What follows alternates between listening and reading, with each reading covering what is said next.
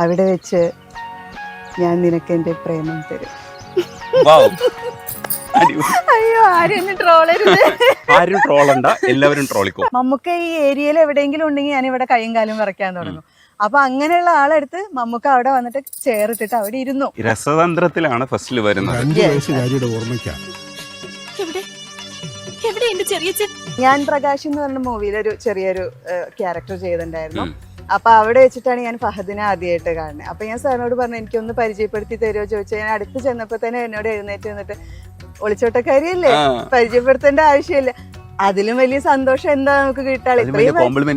ഇല്ല, ഇത്രയും വലിയൊരു ആക്ടർ നമ്മളെ തിരിച്ചറിയണില്ലേ. കഥ തുടരുന്നു. പാപ്പിയപ്പച്ചയിലൊക്കെയാണ് കുറച്ചുകൂടെ ശ്രദ്ധിക്കപ്പെട്ടത്. ഞാൻ ക്ലാരയെ മാരി ചെയ്യട്ടെ ചോദിക്കുമ്പോ ഒരു തെര വന്നിട്ട് പുള്ളിക്കാരിയുടെ മേലെ അടിച്ചു പോകാൻ, ആ തെര മാത്രം മതി അതിന്റെ ഒരു അല്ലേ. എന്നിട്ട് എന്താ ക്ലാര ജയേഷിനെ കെട്ടാത്തെ? അങ്ങനെ ചോദിച്ചാ കുടുക്കി. പുള്ളിയായിട്ട് മീറ്റ് ചെയ്യാൻ തന്നെ കാരണം എന്താ? അവൾക്ക് ആ വീടിന് പുറത്ത് കിടക്കണം, അവൾക്ക് അവളുടേതായിട്ടുള്ള സ്വാതന്ത്ര്യം വേണം. കാരണം 2 ഡ്രസ്സൊക്കെ ഉണ്ടാവുള്ളൂ. അതിങ്ങനെ സേഫ്റ്റി പിന്നൊക്കെ വെച്ച് അഡ്ജസ്റ്റ് ചെയ്ത് ഒന്നും മാറും. അങ്ങനെ ഒരു അഡ്ജസ്റ്റ്മെന്റിലാണ് ഞാൻ പോയിരുന്നത്. റോള് കുറവാണെന്ന് പറഞ്ഞിട്ട് അവിടെ സെറ്റിൽ പ്രശ്നം ഉണ്ടാക്കിയില്ല. വിനോദയാത്രക്കകത്ത് അയ്യേ, അതൊക്കെ ആലോചിക്കുമ്പോ എനിക്ക് എന്നെ തന്നെ എടുത്ത് കിണറ്റിലറിയാന്നോ. മഞ്ജു ഭയങ്കര സുന്ദരിയായിട്ടുണ്ടല്ലോ. Thank you so much. ഇത് 372.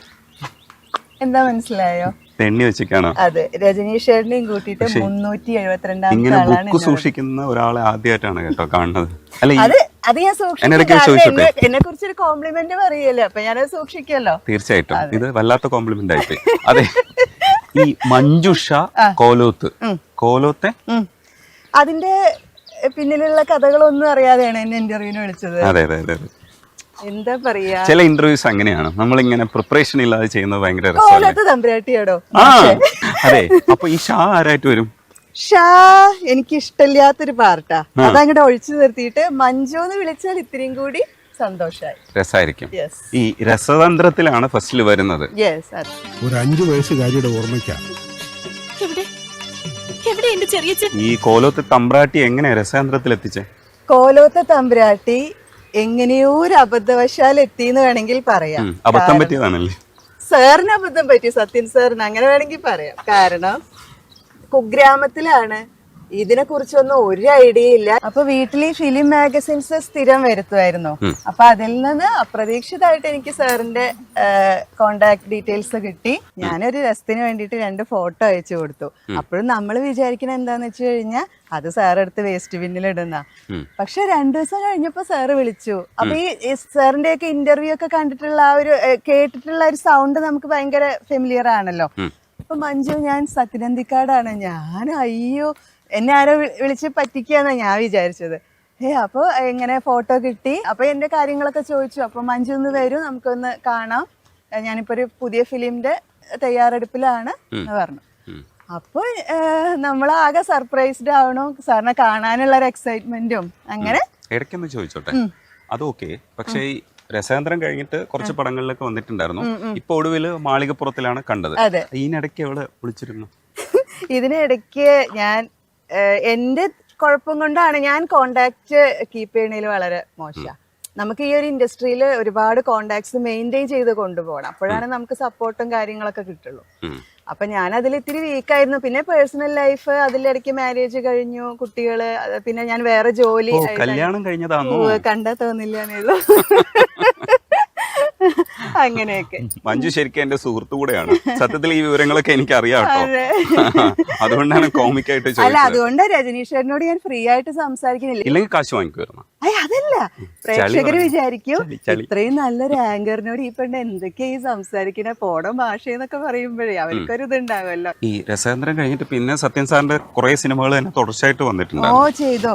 ഒന്നാമത് അതിന്റെ ഒരു കാരണം, ഇൻഡസ്ട്രി ആയിട്ട് നമുക്ക് അത്ര വലിയ, അതായത് ഈ ഒരു ഇൻഡസ്ട്രി എങ്ങനെയാണ് സമീപിക്കേണ്ടതെന്ന് എനിക്ക് വലിയ ഐഡിയ ഒന്നും ഉണ്ടായിരുന്നില്ല, എങ്ങനെയാണ് പോകേണ്ടത്. അപ്പൊ എന്റെ മനസ്സിൽ റോൾ മോഡൽ എന്ന് പറഞ്ഞാൽ സാറാ. സാറിന്റെ ഫിലിംസ് മാത്രമേ, അതായത് ഞാൻ അതിലൊരു കംഫർട്ട് ആയി പോയി.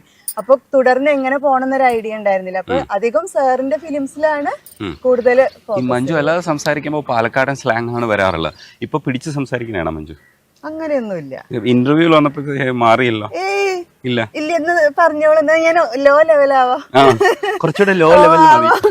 അല്ല, അതെന്താണെന്നറിയോ, എന്റെ സംസാരത്തില് ഞാൻ ഒരു സമയത്ത് ഭയങ്കര ഈഗോ അടിച്ചിരുന്നു, കോംപ്ലക്സ്.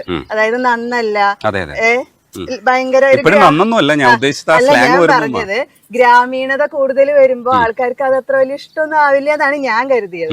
അപ്പൊ ഞാൻ ഒരു ദിവസം സാറോട് പറഞ്ഞു, സാർ എന്റെ സംസാരം ഭയങ്കര ബോറാണോ, ഇങ്ങനെയൊന്നല്ലേ ഒരു ആർട്ടിസ്റ്റ് സംസാരിക്കണ്ടേ? അപ്പൊ എന്നോട് പറഞ്ഞു, അതായത് ഇനിയിപ്പോ മഞ്ജു മാറ്റി പിടിച്ചിട്ട് വേറൊരു ആർട്ടിഫിഷ്യൽ സംസാരത്തിലേക്ക് പോയാൽ അവിടെ മഞ്ജു ഇല്ല, വേറെ ആരോ ആണ് സംസാരിക്കുന്നത്. മഞ്ജു എന്ന് പറഞ്ഞാൽ ഇതാണ്, ഇങ്ങനെ തന്നെ പോയാ മതി. അപ്പൊ പിന്നെ എനിക്ക് ഇപ്പൊ പ്രശ്നമൊന്നുമില്ല, ഇപ്പൊ ഞാൻ എല്ലാവരോടും ഇങ്ങനെ തന്നെ സംസാരിക്കാം. എന്നെ അങ്ങനെ ഇഷ്ടപ്പെട്ടവരും ഇഷ്ടപ്പെട്ടാൽ മഞ്ജുവിനെ ഞാനും ഇഷ്ടപ്പെട്ട അതുകൊണ്ടാണ്. അതെല്ലേ, താങ്ക് യു. ആ ഒരു നിഷ്കളങ്കതയുണ്ടല്ലോ, ആ സ്ലാങ് ആണ് ശരിക്കും മഞ്ജു ഇവള് കൊള്ളാലോ എന്ന് തോന്നിയതില്ലേ. ഈ കഥ തുടരുന്നു പാപ്പി അപ്പച്ചയിലൊക്കെയാണ് കുറച്ചുകൂടെ ശ്രദ്ധിക്കപ്പെട്ടത്, പ്രേക്ഷകർക്ക് മനസ്സിലാവുന്ന ഒരു പക്ഷേ റോളുകളൊക്കെ ആയിരിക്കും. കഥ തുടരുന്നൂലെ ലളിത ചേച്ചിയുടെ പൂജാരിയുടെ കൂടെ ഒളിച്ചോടി പോടുന്ന ആ ഒരു ക്യാരക്ടർ പറഞ്ഞിട്ടാണ് അധികം പേരും തിരിച്ചറിയാം. ഒളിച്ചോട്ടക്കാരി. അതിലൊരു രസം എന്താന്ന് വെച്ചാ, ആ സീനിൽ അഭിനയിച്ചത് ക്യാമറാമാൻ വേണു സാറിന്റെ അസിസ്റ്റന്റ് ആയിരുന്നു അന്ന്, വിഷ്ണു ചേട്ടൻ.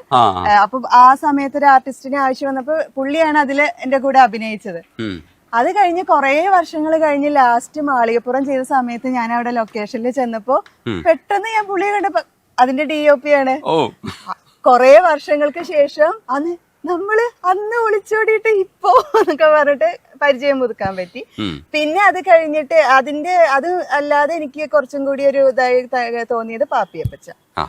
അതില് ദിലീപേന്റെ അനിയത്തിയായിട്ട്, അതും ഇപ്പോഴും എല്ലാവരും തിരിച്ചറിയണ ദിലീപേന്റെ അനിയത്തിയല്ലേ പാപ്പിയപ്പച്ചയില്, അങ്ങനെ ചോദിക്കും. പക്ഷെ സത്യത്തിൽ സത്യൻ സാറും തിരിച്ചറിഞ്ഞത് അതുകൊണ്ടായിരിക്കില്ല, നിങ്ങൾക്ക് ഒരു അനിയത്തിക്കുട്ടിയാവാനുള്ളൊരു എന്തൊക്കെയോ നമ്മൾ ഈ മലയാളികളുടെ കുറച്ച് സങ്കല്പം. പിന്നെ ഭാഗ്യദേവതയിൽ ഇന്നസെന്റിന്റെ മോളായിട്ട് അതിലും അത്യാവശ്യം നല്ലൊരു ക്യാരക്ടർ ആയിരുന്നു.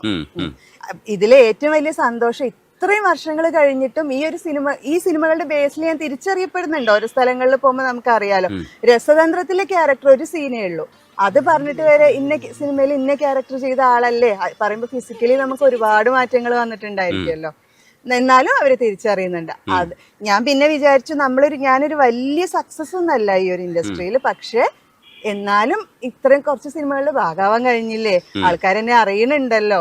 അത് എത്രയോ ആൾക്കാർ ഒരു ക്യാമറയുടെ ഫ്രണ്ടിൽ നിന്നാ മതി എന്ന് മോഹിച്ചു വരുന്നവരുണ്ടായിരിക്കും. അതൊക്കെ വെച്ച് നോക്കുമ്പോ ഞാനൊരു സമയത്ത് ഒരു ഇതായിരുന്നല്ലോ, ആ ഒരു സന്തോഷം. ഞാൻ പ്രകാശ് എന്ന് പറഞ്ഞ മൂവിയിൽ ഒരു ചെറിയൊരു ക്യാരക്ടർ ചെയ്തിട്ടുണ്ടായിരുന്നു. അപ്പൊ അവിടെ വെച്ചിട്ടാണ് ഞാൻ ഫഹദിനെ ആദ്യമായിട്ട് കാണുന്നത്. അപ്പൊ ഞാൻ സാറിനോട് പറഞ്ഞു, എനിക്കൊന്ന് പരിചയപ്പെടുത്തി തരുമോ ചോദിച്ചാൽ, ഞാൻ അടുത്ത് ചെന്നപ്പോ തന്നെ എന്നോട് എഴുന്നേറ്റ് വന്നിട്ട്, ഒളിച്ചോട്ടക്കാരിയല്ലേ, പരിചയപ്പെടുത്തേണ്ട ആവശ്യമില്ല. അതിലും വലിയ സന്തോഷം എന്താ നമുക്ക് കിട്ടാറ്? ഇല്ല, ഇത്രയും വലിയൊരു ആക്ടർ നമ്മളെ തിരിച്ചറിയണില്ലേ, സാറ്റിസ്ഫൈഡ് ആണ്, അത് മതി. മഞ്ജുവിന്റെ അടുത്ത് പലപ്പോഴും ഞാൻ സംസാരിക്കുമ്പോൾ കേട്ടിട്ടുള്ളതാണ്, പ്രത്യേകിച്ച് പത്മരാജൻ സിനിമകളെ കുറിച്ചൊക്കെ മഞ്ജു സംസാരിക്കുകയും പാടുകയൊക്കെ ചെയ്യുമ്പോൾ ആണ് ഞാൻ വിചാരിച്ചത്, പാടുവോന്ന് ചോദിച്ചാൽ സ്വരശുദ്ധി സ്വരമാധുരി ഒന്നും പ്രതീക്ഷിക്കും.